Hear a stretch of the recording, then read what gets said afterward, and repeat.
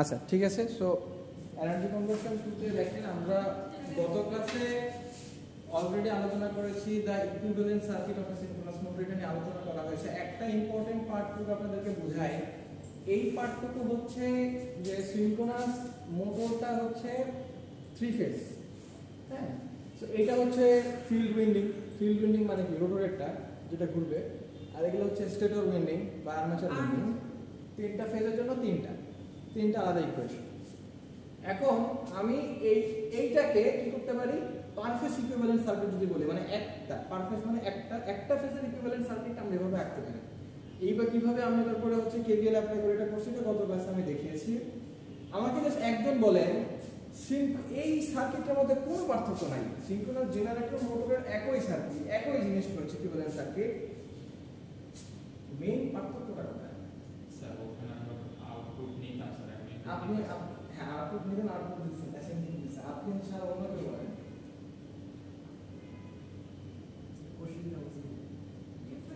ডিফারেন্সটা কি? সিনক্রোনাস জেনারেটরের সাথে মোটরের পার্থক্যটা কি?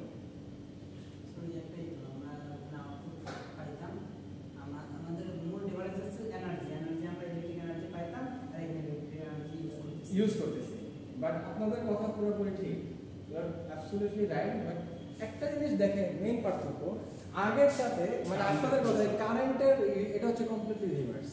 আগেরটাতে কারেন্ট হচ্ছে বের হইতো, এখন কিন্তু ঢুকতেছে। হ্যাঁ, এটার জন্য ইকুয়েশনটাও চেঞ্জ হয়েছে। হ্যাঁ, রাইট।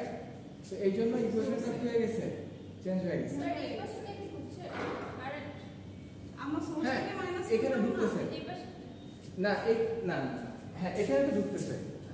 হ্যাঁ, এখানে তো আপনি ফিল্ড উইন্ডিং, এটা তো এখানে আপনাকে সবসময় তো ফিল্ডে আপনার একটা এক্সাইটেশন করতে হচ্ছে না। এখানে আপনি দেখবেন আমরা আজকে এক্সাইটেশন করবো, তো এটা আমাকে করতে হয়। তো এখানে হচ্ছে আপনার এই কাজটুকু আপনাকে, এখানে কারেন্টটা ঢুকছে এখানে, এটা হচ্ছে এক্সাইটেশনের পার্ট, এটা হচ্ছে এইটার সাথে এইটার পাওয়ার নেওয়ার কোনো সম্পর্ক নাই। That is only for creating the magnetic field. Okay, so এখন এটা আর এটা হচ্ছে পার ফেজ ইকুইভ্যালেন্ট সার্কিট, আর এটা তো ইকুয়েশন, এটা তো আপনারা জানেন। তো এটা নিয়ে কারো কোনো কোশ্চেন আছে? আচ্ছা, যেহেতু এই ধরনের সার্কিটের আমি দিয়েছি, তো এটা আশা করি আপনাদের প্রবলেম হওয়ার কথা না। বাট এখানে একটা বিষয় আপনাদেরকে একটু বোঝানোর আছে যে সিনক্রোনাস মোটর, একটা মোটর যখন আমি একটা সিস্টেমের সাথে ইন্টিগ্রেট করি, আচ্ছা সিস্টেমটা কি, সিস্টেমের তুলনায় মোটরটা কি খুবই ছোট, মানে একেবারে নগণ্য। তো এটা আসলে বলতে পারি যে আমরা একটা ইনফাইনাইট বাসের সাথে একটা মোটরকে কানেক্ট করেছি। একটা ইনফাইনাইট বাসের সাথে যখন একটা মোটরকে কানেক্ট করবো, দেখা যাবে আসলে মোটামুটি ওটা টার্মিনাল ভোল্টেজ সবসময় সেম থাকবে এবং ফ্রিকোয়েন্সি কিন্তু সেম থাকবে। এই জন্য সেম থাকার কারণে ওর ইন্টারনালি জেনারেটেড ভোল্টেজও সবসময় কি থাকে, সেম থাকে। এই জন্য দেখা যায় সিনক্রোনাস জেনারেটরে নো ম্যাটার হোয়াট আপনি লোড যাই চাপাই দেন না কেন, ওর স্পিড থাকে সেম, স্পিড কিন্তু সেম থাকে।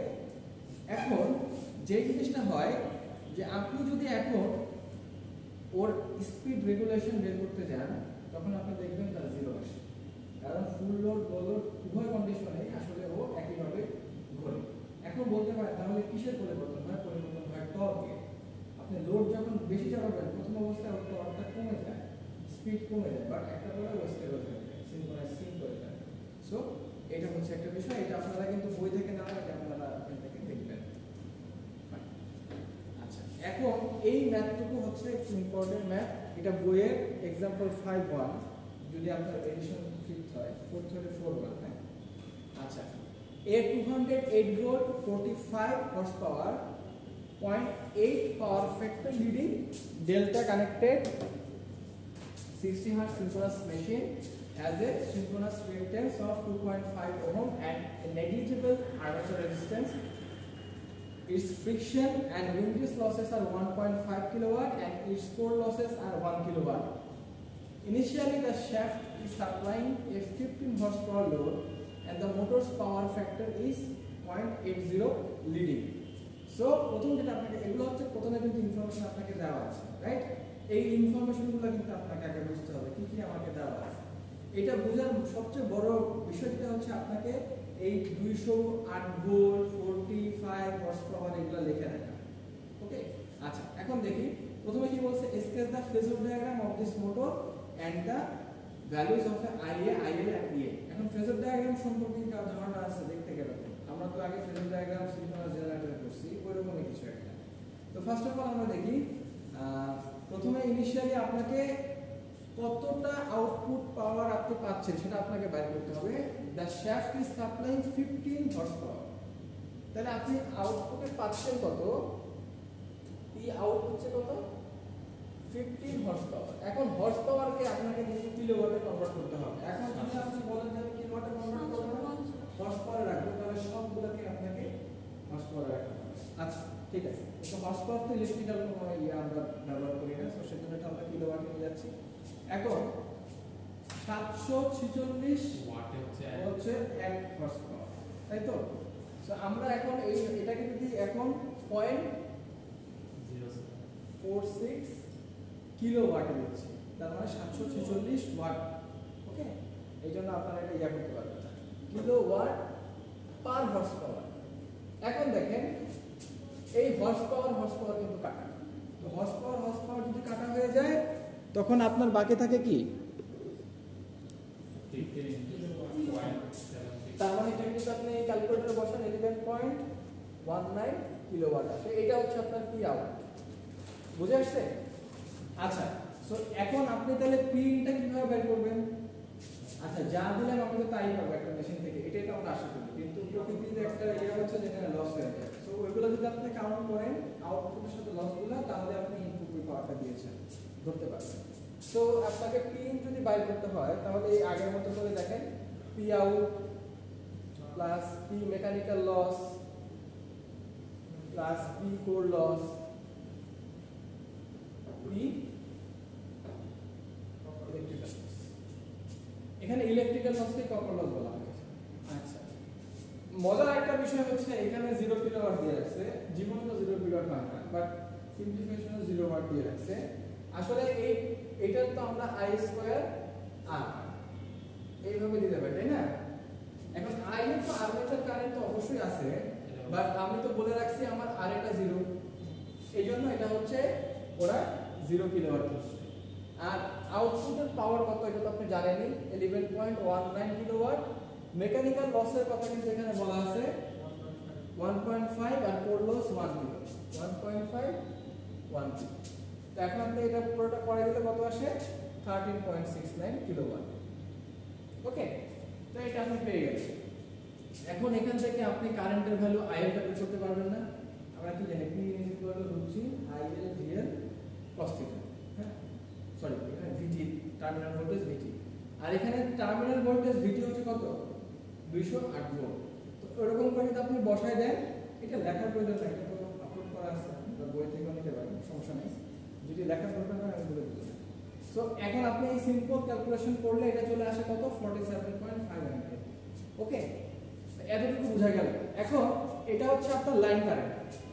এখন কি কানেক্টেড বলা আছে? Delta connected. ডেল্টা কানেক্টেডের ক্ষেত্রে আপনার IL মানে কি আসে বলেন তো? IL by current. Star delta কানেকশনের কথা বলেন, স্টার যখন থাকে তখন কি থাকে বলেন? সব কারেন্ট সেম থাকে। হ্যাঁ, স্টারে সেম থাকে, কারেন্ট হচ্ছে চেঞ্জ হয়, আর ডেল্টাতে কারেন্ট চেঞ্জ হয় কিন্তু ভোল্টেজ সেম থাকে, তাই তো? তাহলে এখানে ওই জন্য আমি ডেল্টা কানেকশন হওয়ার জন্য যখন আমি ফেজ কারেন্ট বের করব, আমার লাইন কারেন্টের সাথে √3 দিয়ে ডিভাইড করে দিব, তখন আমি আমার ফেজ কারেন্টটা পেয়ে যাব, আর এটাকে বলবো আমরা আর্মেচার কারেন্ট IA। আচ্ছা, IA কেন? আর্মেচার কেন? IF না কেন? কারণ ওই যে মানে আমি যে এই কারেন্টটাকে আমার IM বলতে, সেটা আর্মেচার কারেন্ট। আর্মেচার মানে কি? ফিল্ড মানে সরি, আর্মেচার মানে কি? আপনার এই স্টেটর, এটা একটু মনে রাখতে হবে। এই জেনারেটর করতে গেলে আমরা সব সময় ফিল্ড, তারপরে হচ্ছে আর্মেচার, রোটর রেস্টোরটা বুঝতে পারি। এই জন্য আমি যখন আপনাদের ইয়েতে ছিলাম তখন আমি রোটর রেস্টোর আর এইগুলো বুঝতাম, মানে ইয়ে করতাম না। বাট ওই সার্ভার আমরা কোশ্চেন করলে অবশ্যই আর্মেচার ইয়ে করতে, ওইখানে যে আমি কষ্ট করে বাট এখানে খুব সুন্দর করে কিন্তু প্রথম ক্লাসে আমি বলে দিয়েছি যে আসলে ফিল্ড হচ্ছে আপনার রোটরটা আর আর্মেচারটা হচ্ছে আপনার স্টেটর। এটা একটু মনে রাখবেন। স্যার, এখানে স্টেটর কি বি সেন্টার? না, এই যে এইটা হচ্ছে আপনার স্টেটর ও এটার 3 ফেজের। হ্যাঁ এইটা হচ্ছে স্টেটর আর এটা হচ্ছে রোটর। আচ্ছা ঠিক আছে ফাইন। তো আপনি আই এর ভ্যালুটা পেয়ে গেলেন। এখন এই যে সিম্পলি বসাই দেন আগের যে ইকুয়েশন। এখানে কিন্তু আর এটা নাই, ওই যে আর এর 0 বলে দেওয়া আছে, কিন্তু যদি রিঅ্যাকট্যান্সের কথা আর এর ভ্যালুর কথা বলে দেওয়া থাকে আমাকে কনসিডার করতে হবে, তখন কিন্তু সব কনসিডার করতে হবে, তখন কিন্তু ঝামেলা করা যাবে না। এখানে একটু চালাকি করতে ম্যাথটা করার সময় কেন আপনাকে এখানে আর এর ভ্যালু 0 দিয়ে দিচ্ছে, কারণ নাইলে এখানে আপনার আই এর ভ্যালুটা লাগছে, আপনি তো আই এর ভ্যালু এখানে পাচ্ছেন। So this is the case. আচ্ছা, তো এখান থেকে যখন আপনি কমপ্লেক্স মোডে নিয়ে ম্যাথটা করবেন তখন আপনি এর ভ্যালুটা এরকম পাবেন। তো এখন যদি আমি এটা ফেজার ডায়াগ্রাম আগে যাই তাহলে দেখেন আমার কারেন্টটা হচ্ছে লিডিং এ থাকবে। কেন লিডিং এ থাকবে যে বলা আছে 0.8 লিডিং। 0.8 লিডিং, এটাকে আপনি 0.8 কে কিভাবে অ্যাঙ্গেলে জানেন না? এই যে cos থিটা এরকম করে cos theta 0.8, theta is equal to cos inverse 0.8, আসলে 36.87 ডিগ্রি। সো যেহেতু লিডিং তার মানে প্লাস থাকবে, লিডিং থেকে 87 ডিগ্রি। তো এটা যদি পেয়ে যান তাহলে এখানে ওরকম ভাবে এই অ্যাঙ্গেলের মানগুলো এগুলো বসা দেন, বসা দিলে আপনি ফাইনাল যে ভ্যালুটা পাবেন 255 এখানে ওই যেটা আসে অ্যাঙ্গেল। এখন আপনি ফেজার ডায়াগ্রামে বসান। আই এর ভ্যালু তো আপনি পাইছেনই, এই যে এটা 36.87। তো এইটাই হচ্ছে এটা, থিটাটা হচ্ছে কিন্তু 36.87। জাস্ট রেফার করার জন্য এখানে থিটার ভ্যালুটা এখানে বসায় নেন। আচ্ছা, তারপরে আপনি তো এই V5 টা তো লিখবেন। এখন V5 কত? V5 টা হচ্ছে ভি টার্মিনাল ভোল্টেজ, যেটা বা ফেজ ভোল্টেজ যেটা সেটা টার্মিনাল ভোল্টেজ। So 208 0 degree. যদি কিছু দেওয়া থাকে 208 এর সাথে কিছু না দেওয়া হলে 0 ডিগ্রি হবে। Okay fine. তারপরে যেটা আসছে এটা এর ভ্যালু কত আসছে? 255। 255 এর আপনাকে ঘর গুনে গুনে 255 এর দরকার। আপনি যদি एग्जांपल যে চিৎকার দিয়ে বলেন স্যার আপনি তো এখন কিছু টাকা আঁকতে বলছেন, গ্রাফ তো নাই, ডোন্ট ডু, এটা ফ্রি হ্যান্ড আঁকবেন। বাট অ্যাঙ্গেলটা একটু মাথায় রাখবেন যে আসলে আপনার অ্যাঙ্গেলটা 12.4 সামথিং হচ্ছে কিনা। দেখেন এটা 20 ডিগ্রি হতে পারে, কিন্তু অ্যাট লিস্ট এখন যদি আপনি 90 ডিগ্রি করে একে বলেন যে স্যার 12 ডিগ্রি, এটা তো মানে হবে না, বোঝাই যাচ্ছে এটা শুনে 12 না।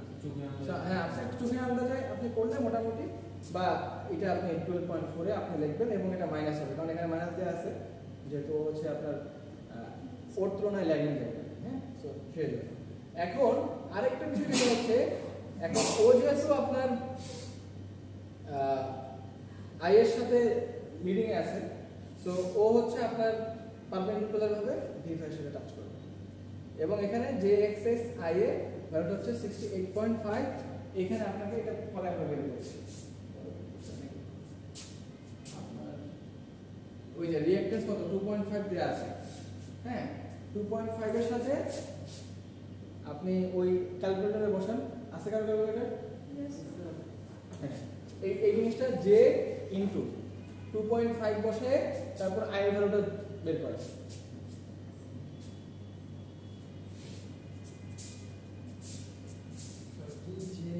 দেন আমরা কমপ্লেক্স নিয়ে যান, design complex J 2.5 into I এর ভ্যালু আছে আপনার 27.4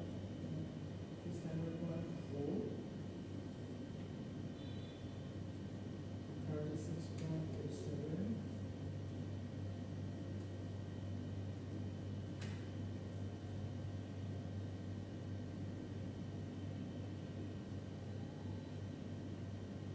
এটা তো 158 এরকম আসে। ও আগের প্রশ্ন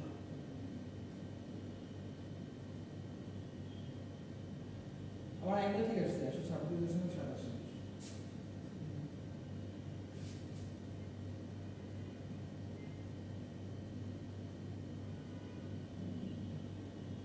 এক্সএস হচ্ছে 2.5 রিঅ্যাকট্যান্স